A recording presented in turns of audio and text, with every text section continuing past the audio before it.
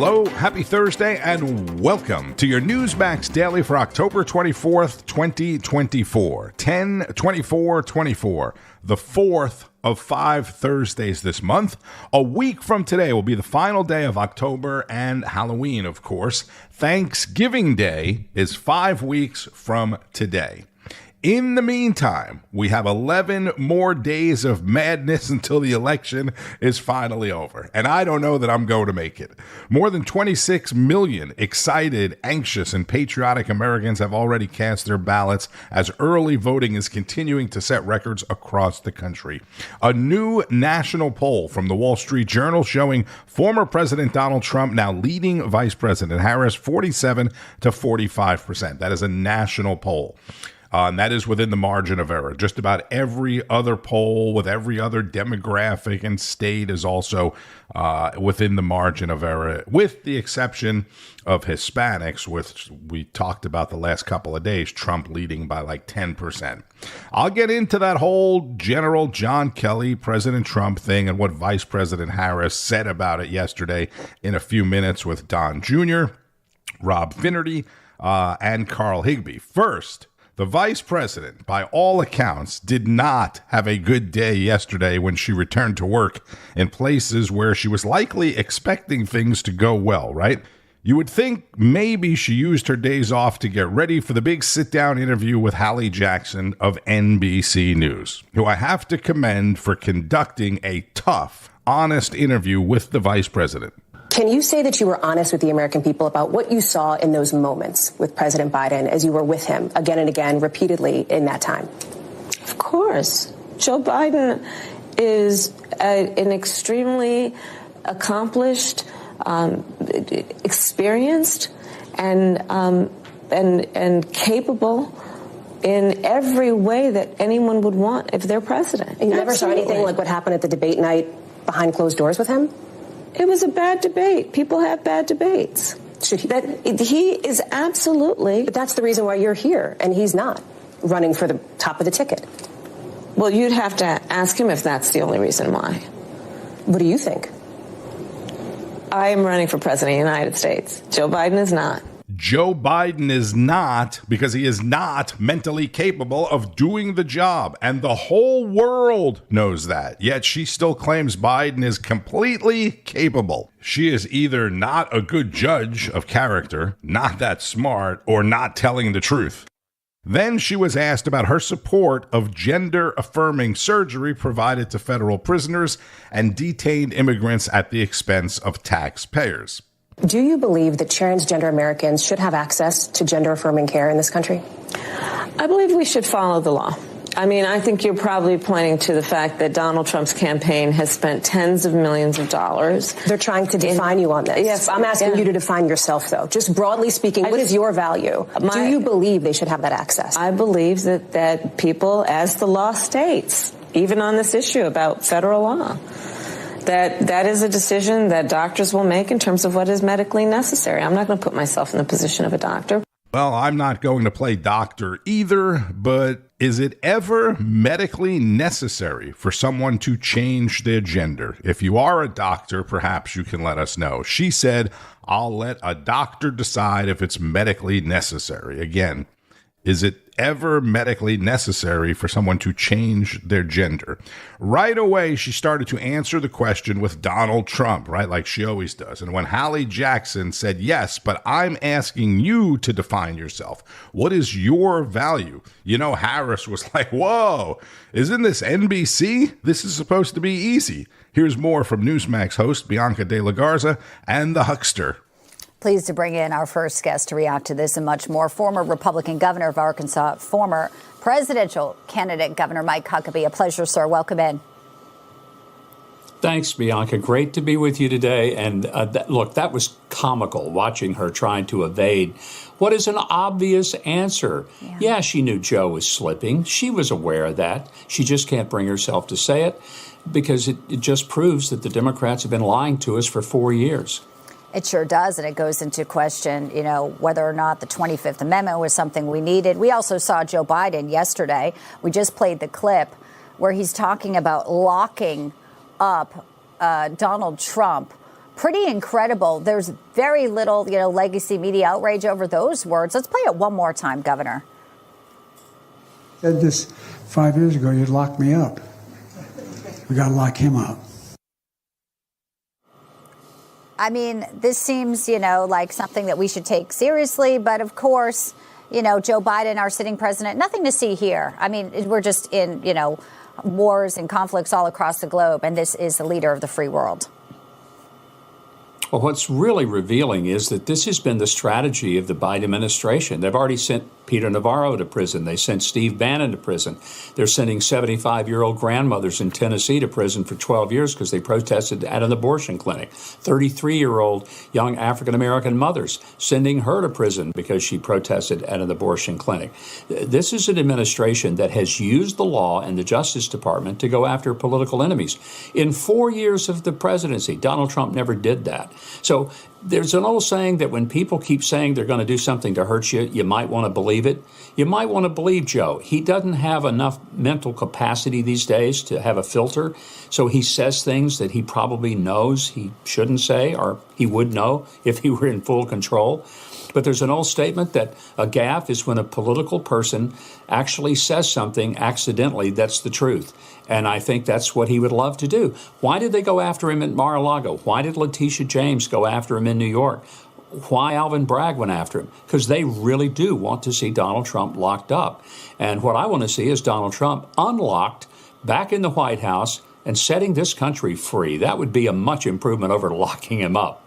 Well, the early voting numbers are certainly encouraging, although everyone has to get out and vote. No one wants anyone to be complacent. When you see Kamala Harris, her interview yesterday, probably didn't move the needle, but it was an opportunity for voters to see her again and see her lack of sort of depth, knowledge. What about taking a day off here? It seems like, do you think there's something, she's a little bit losing her step? She sees sort of maybe things are not going her way? I can't imagine a candidate this close to the election taking a day off. I've been involved in lots of campaigns as the candidate. The idea that I would tell the campaign staff, I'm going to cool it for a couple of days and put my feet up, watch some movies, maybe read a book, ain't happening. That's not what you do this close to the election. You go on adrenaline. You live off of cold pizza and hot sodas. That's what you do right up until the last vote's counted. Governor Mike Huckabee, who I affectionately call the Huckster, no disrespect meant there, on Newsline with Bianca De La Garza. Catch Bianca and all of the day's top stories every day at noon Eastern. The vice president may have been wishing she would have taken another day off when she took more heat yesterday from Anderson Cooper on immigration in her CNN town hall last night. To fix the problem, you're doing this compromise bill. It does call for $650 million that was earmarked under Trump to actually still go to build the wall. I am not afraid of good ideas where they occur. So you don't think it's stupid anymore? I think what he did and how he did it did not make much sense because he actually didn't do much of anything. I just talked about that wall, right? We just talked about it. He didn't actually do much of anything. But you do want to build some wall.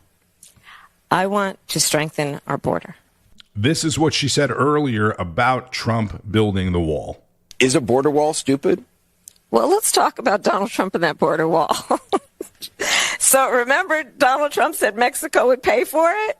So, yeah, she was pressed hard on policy by NBC and CNN, and in the same day. And she's laughing, which is what she does a lot, and is sort of her tactic of like getting everybody on her side, right? Ha ha ha, we're just having a good old time here. But notice no one else is laughing. I mean, it's dead silence. More from Newsmax host Greg Kelly.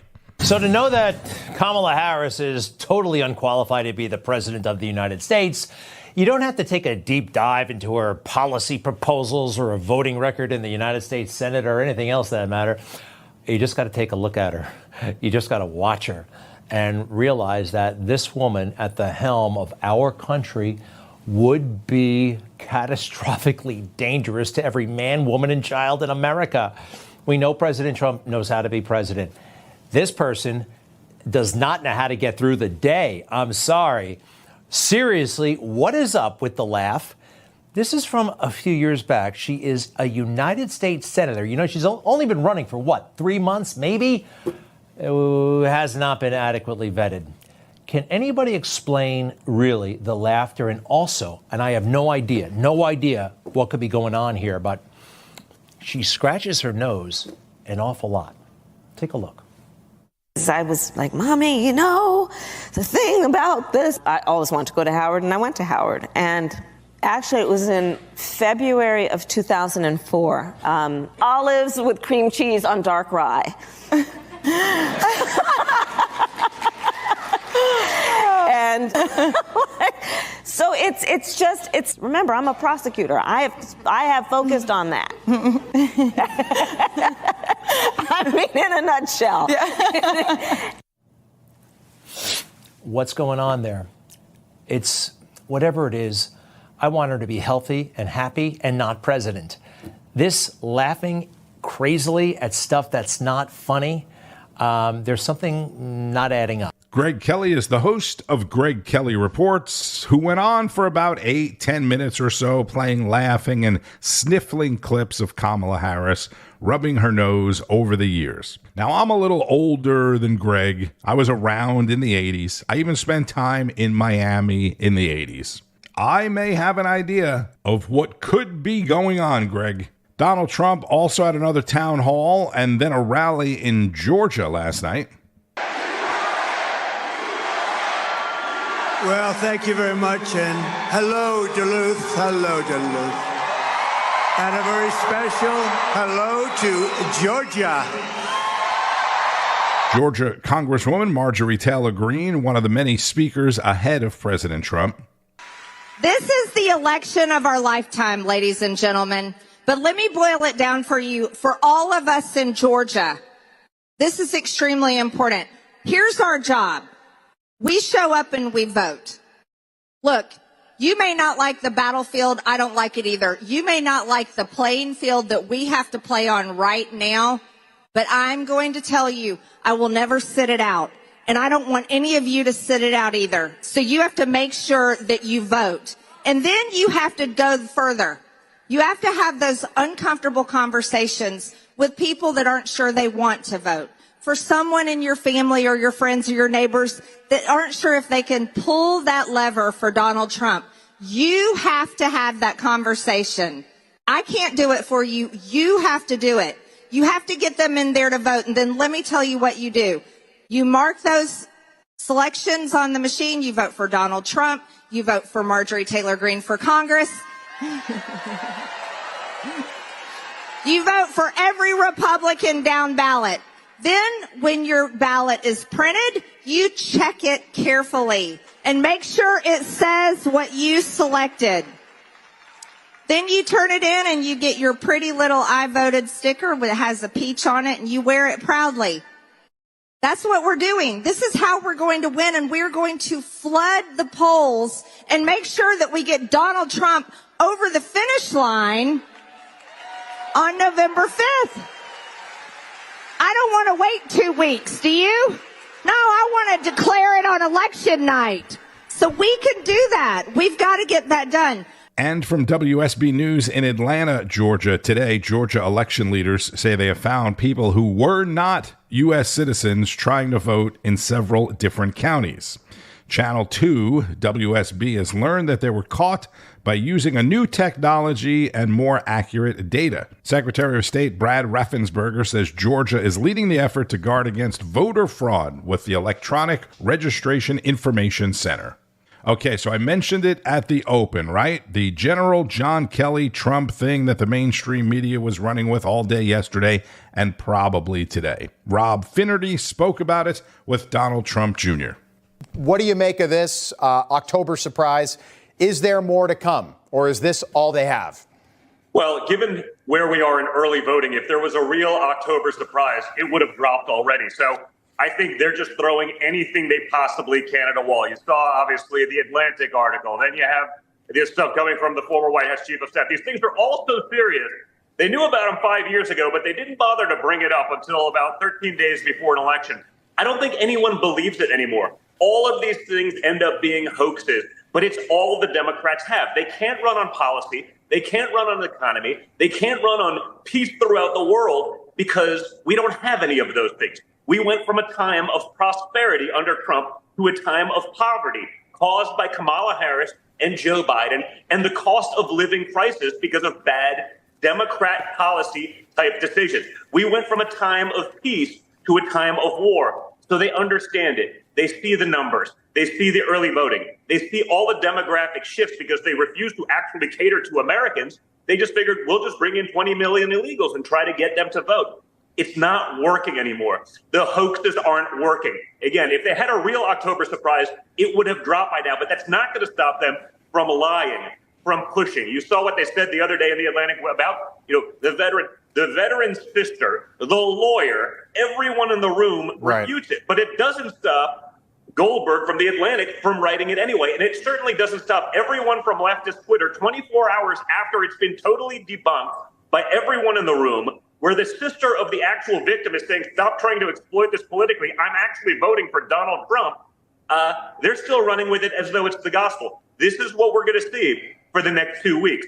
They're going to come up with anything and everything. They won't look into the stuff about Kamala Harris. They certainly won't look into the stuff about her husband. They won't look into anything about Tim Walz. They're going to look into anything from 50 years ago about Donald Trump because it's all they have left. I also, and I know I made the point in my monologue, but this is 2020, so it's the end of Trump's first term. If he was going to do all that Hitlery stuff, he would have done it. To me, this is just it's locker room talk all over again. The primary. If that was real, that's when you could really stop them. But to bring it up 13 days before an election, give me a break. Is anyone buying this stuff anymore? I mean, I read it. I see, my friends that are political, we're on text threads together. They're literally laughing about it. It just shows the level of desperation of the Democrats and their lackeys in the mainstream media. Yeah. So whatever disdain you have for our mainstream media, it's not enough because you see exactly what they are. They're nothing more than regime propagandists at this point. They will do anything to have their chosen candidate, Kamala Harris, be the president. We don't know why. It's not like she's done anything good. No one seems to be able to list any positive, any good policy, any good decisions. She's not going to do anything differently than Joe Biden. What is it? 79% of the country thinks we're in a disastrous path economically, and yet they're not going to change anything. This is all they have. It's actually pathetic. But the fact that it can still happen in America in 2024 is also pathetic, but it's not going to stop them. So don't believe the plethora of hoaxes that are magically going to drop in the next 2 weeks, because I'm sure it'll be a lot. But if there was a real one, I can assure you they would have already done it. Yeah, that is such a good point. The Access Hollywood tape and even the Hunter Biden laptop, that was first half of October, not second half. So traditionally, to your point, it happens earlier in the month. Rob Finnerty, host of the new show, Finnerty, 8 p.m. Eastern on NEWSMAX with Donald Trump Jr. For more, we go to Navy SEAL Carl Higbie on Frontline. All right, after getting lambasted for having nothing on her schedule except for a CNN town hall, I'm sure that was going to be original too, Kamala Harris gave some brief remarks earlier this afternoon. Donald Trump is increasingly unhinged and unstable. And in a second term, people like John Kelly would not be there to be the guardrails against his propensities and his actions. Those who once tried to stop him from pursuing his worst impulses would no longer be there. Even her insults are screwed. Can you imagine being that disingenuous? Oh, I'm sorry, I have to say, okay, yeah. But John Kelly, I don't know what bug got into this guy. Okay, this is not the first time he said this. He said it back in 2022, but the media is acting like it's like the first time they've ever heard it. He's Trump's former chief of staff, okay? He's been largely discredited. He was the guy who came out with the suckers and losers comment that was debunked by, I don't know, everybody else who was there. He was just asked on a radio program if he thought Trump was a fascist. Well, I'm looking at the definition of fascism. It's a far-right, authoritarian, ultranationalist political ideology and movement characterized by a dictatorial leader, centralized autocracy, militarism, forcible suppression of opposition, belief in a natural social hierarchy. So certainly, in my experience, those are the kind of things that he thinks would work better in terms of running America. So he certainly falls into the general definition of fascist, for sure. Okay, Jen. This is why the left holds him in high regard, because he just says whatever they want. And, oh, look, he's a general, so he's honorable. Is he? Look, I don't know him personally, but type of conduct is pretty unbecoming of the generals I do know. But let's break down what he just said. Dictatorial. How? Like, give me an example. Executive orders? I mean, let's take a look at the numbers here. Donald Trump signed 220 executive orders. Jimmy Carter, 320. Ronald Reagan, 381. Bush 1, 166. Clinton, 364. Bush 2, 291. Obama, 276. Biden only signed 143, mostly because he spent, like 40% of his presidency on the beach. So that's not it. Maybe the general is just bitter because he was given orders as the chief of staff. Now, knowing generals, they don't like taking orders too much. They're not used to it. They're used to giving them. But that's the nature of serving at the pleasure of the President of the United States. He mentioned centralized power. Again, examples, Mr. Kelly, seeing how one of Trump's signature missions was giving the power back to the states. The whole 10th Amendment thing, i.e. appointing justices that overturned Roe v. Wade.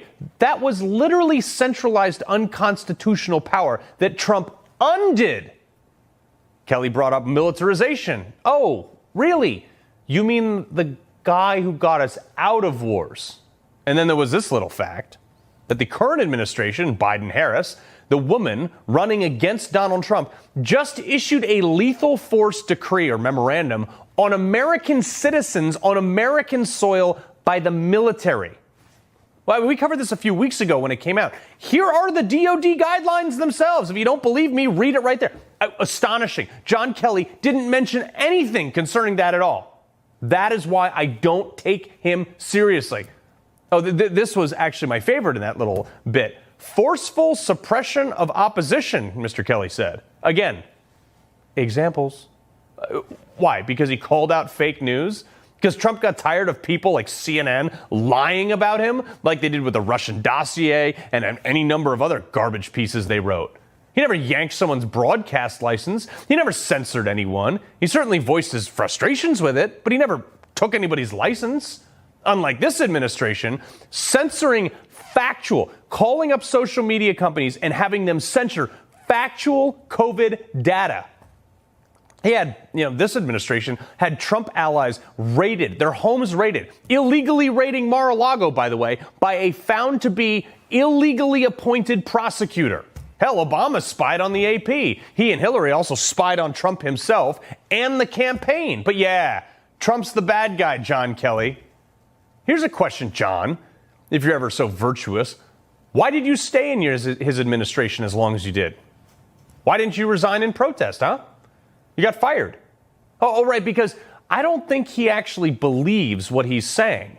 He's just using it to get his 5 minutes of fame and to get back at the man who fired him for being bad at his job. Unbelievable. That's Carl Higbie, host of Frontline, 5 o'clock Eastern on Newsmax. And in other news, yes, there is other news, although it's mostly political. The Justice Department warned Elon Musk about his America PAC, that his $1 million sweepstakes to registered voters in swing states may violate federal law.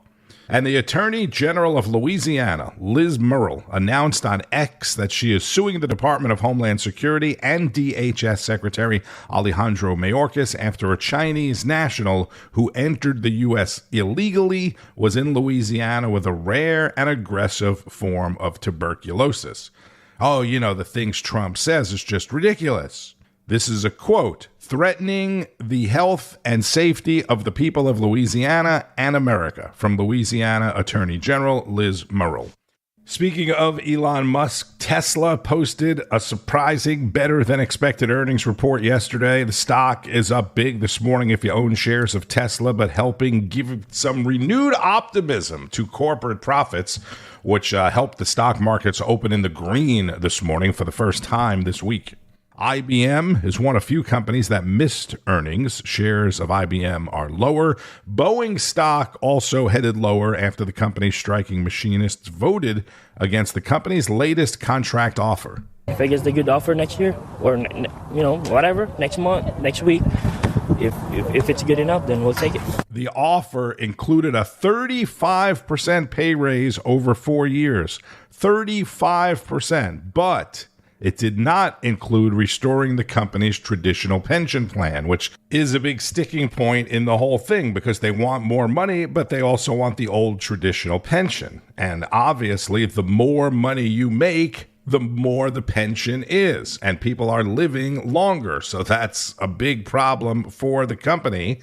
And again, really the sticking point in this whole thing, which would really be a much bigger story than it is if we weren't a week and a half out from the presidential race. So Donald Trump has a Make America Great Again rally today in Tempe, Arizona. That's 2 o'clock local time. Then an appearance at another Turning Point event in Las Vegas. That's 7 o'clock tonight, Las Vegas time. So what is that? 10 p.m. Eastern. Vice President Harris has a big event in Atlanta today with former President Obama and special guest Bruce Springsteen. Make sure you keep up with all of the news all day and night on Newsmax and at newsmax.com. Also, make sure you're streaming on Newsmax Plus for the most complete lineup of all your favorite shows, hosts, and guests, newsmaxplus.com. With great analysis from people like political analyst Mark Halpern, Governor Mike Huckabee, Senator Santorum, retired General Blaine Holt, Judge Napolitano, Hogan Gidley, and many, many others. I'm Tony Marino. Thank you, as always, for listening to the Newsmax Daily. Continue to share it with your friends and family. Enjoy the rest of your Thursday, and keep on fighting the good fight. News breaks every minute, every day. You need the app, the Newsmax app. Find it free on your smartphone store. Then watch us anytime, anywhere.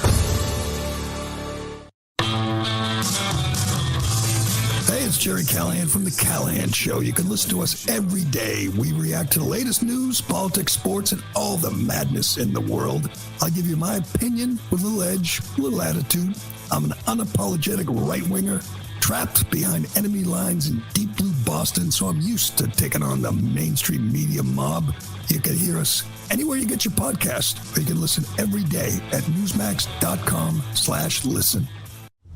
Information. Truth is freedom. Is Newsmax. It's real.